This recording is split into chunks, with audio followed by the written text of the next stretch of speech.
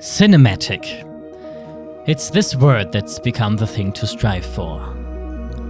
Everyone is trying to teach you how to make your video more cinematic. But what does that even mean? It's not like cinema has a specific look.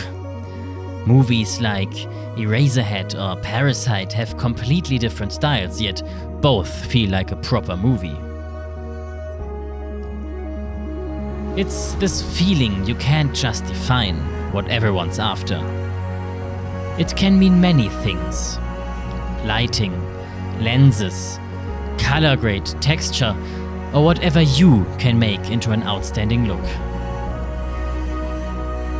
And one way to infuse your movie with some of that soul is the look and feel of analog film.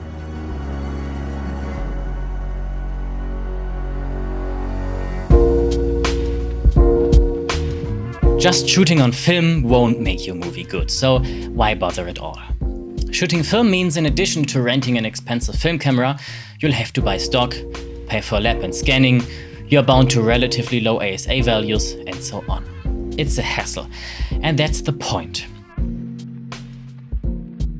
Shooting analog forces you into a different style of shooting.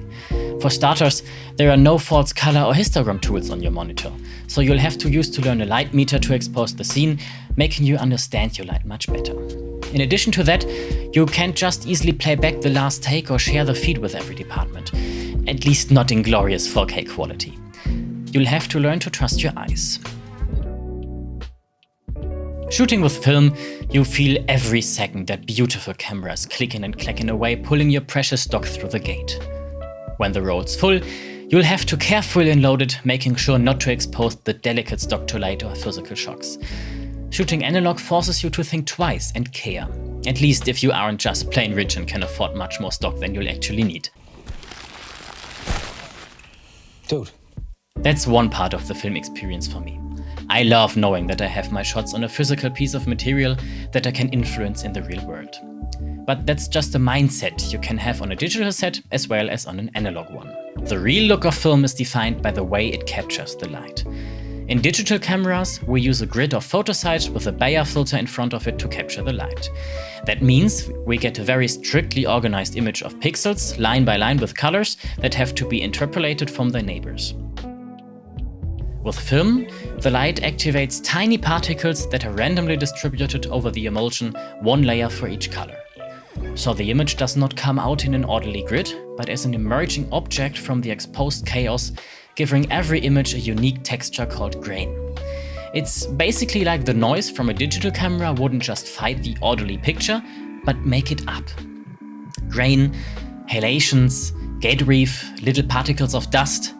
The existence of the negative in the real world is what gives it its visual appeal. The imperfectness of this look is what makes it so interesting.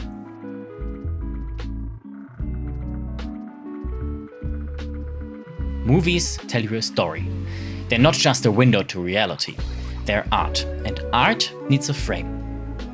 If a look gets too clean, at least for me, the whole illusion breaks apart, making me feel like I'm peeking through a glass screen onto the set, seeing actors in costumes, not characters in a story. That's why we love those little imperfections. Great color grades, three-dimensional lighting, props, set design, and everything else we work hours and hours to shape. All of this works together to elevate the look from boring reality up to cinema.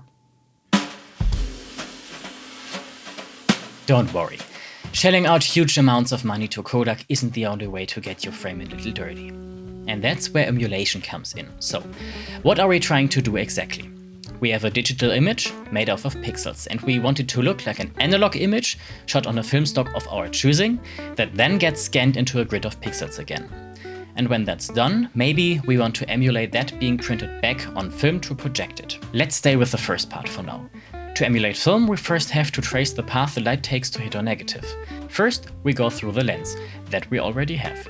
Then we hit the emulsion, exciting the particles, and finally we hit the ramjet layer and maybe bounce back a bit from that, if the light's intense enough. But how do we do that? Here in Resolve we have a few options. For a real look, we can't just slap on a looping video or film on top of our clip, contrary to what some stock footage websites may want to make you believe. That would not incorporate the grain, halations, blooming and so on into the image rather than just imposing extra grain onto it. A better option is using a specialized tool for that.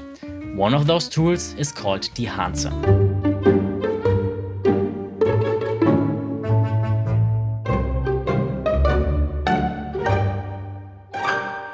If I quickly put it onto a node here, you can instantly see a huge difference. At first, it just looks wrong, but that's because our color management isn't set up correctly yet. I use aces, so I choose it from the drop-down menu. Now, we just have to choose our stock in the size we want and enable the effects we want to emulate, and voila, we have a result. We could stop here, but we aren't really there yet, are we? If we want the exact same look like the original on film here on the left, we have to tinker in Dehancer a bit. In this day and age, we sadly don't have that many film stocks to choose from anymore. That's why most of Dehancer's film profiles are photo stocks. In my comparison, I will focus on KODAK Vision3 and XXX because that's what I've shot with already. The first thing I noticed when applying the 250D profile is the color cast Dehancer puts onto my footage. Even though the stock influences the color, this green cast is way too strong, so I had to try to correct it. And because I want to create an emulation that works for every shot, the corrections have to hold with a multitude of shots. Sadly, in Dehancer that wasn't a thing I was able to manage. To get a match with every shot, I had to tweak the emulation every time.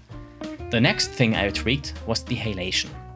When you click on the sub-menu and first check what you want and then custom option, you load the custom page with the preset you chose earlier. There, I would recommend a local diffusion value of 12 to get closer to the original. In the grain tab, we need to do this trick as well. Here, the grain type is set to positive as standard, but most film stocks like 250D are negative stocks, so we need to change that. Then a few small tweaks are needed as well. And here's the result.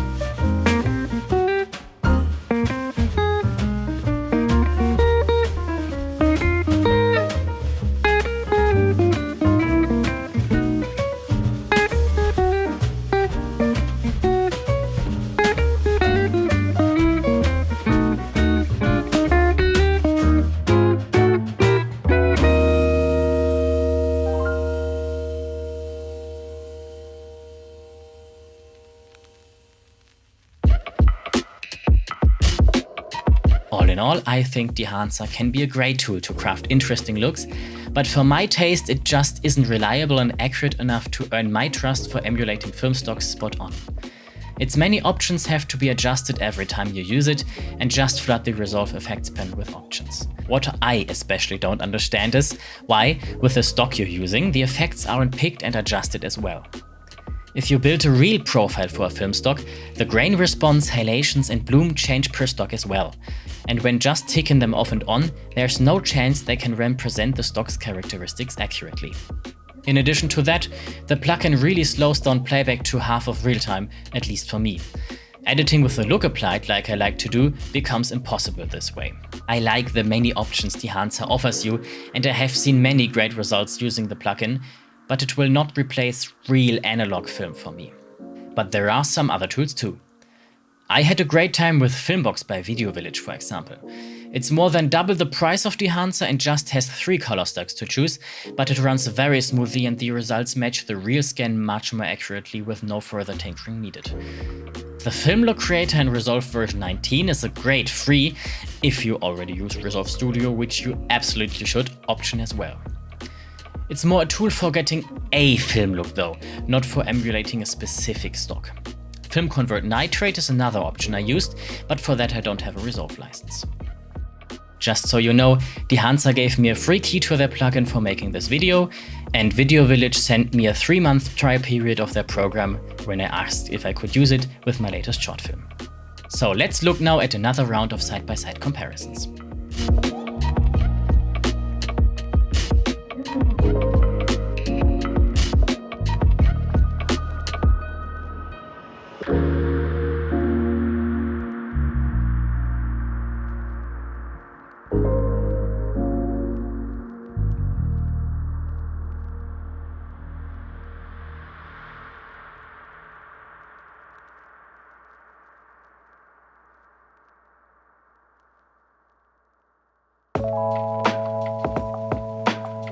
Not every movie needs this kind of messing around with the image in post though.